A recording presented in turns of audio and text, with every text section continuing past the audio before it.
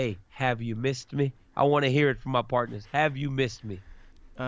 We missed you. Yes, we did. We saw you. I started to think that you had like a Fox logo attached to you, because the only time we see you is when we see a Fox logo on the bottom of the screen. Man, it was rough. You know, I was busy. I was working.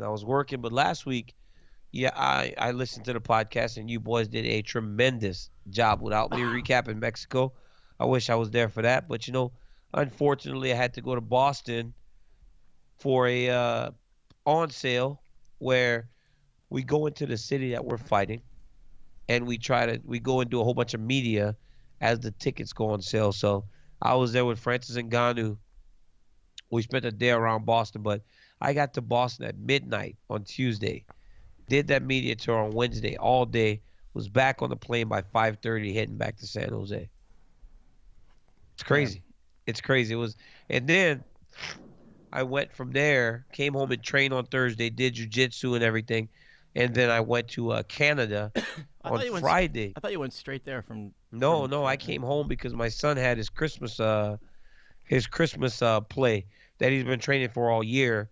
I couldn't miss that, man. And came home, listened to that, watched him, and did some jiu-jitsu, worked out with Javier, took off Friday morning, and went and did the show this weekend. So it's been a busy few days.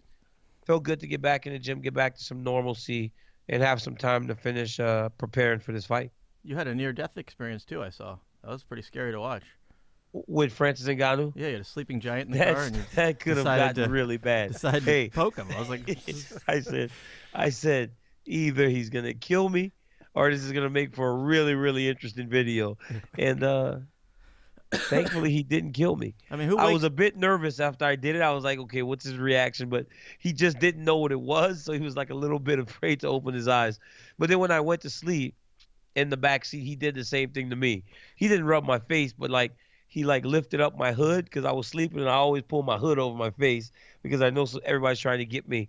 And he lifted it, and as soon as he lifted it, I woke up. So I was able to wake up before he actually got to rub my face. A la what's that? Face Off. Remember on Face Off, the guy kept doing that?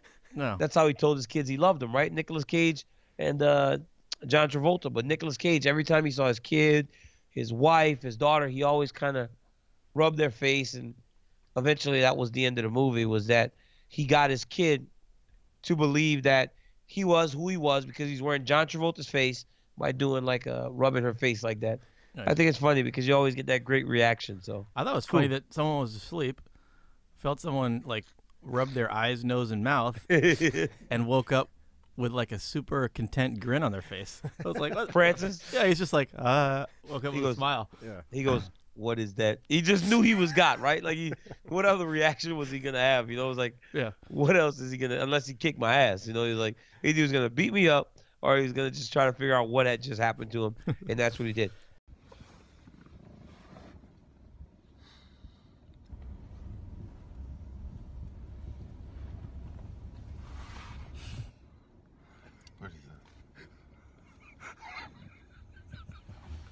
They just don't learn. Everybody gets too relaxed around me. Nobody's safe.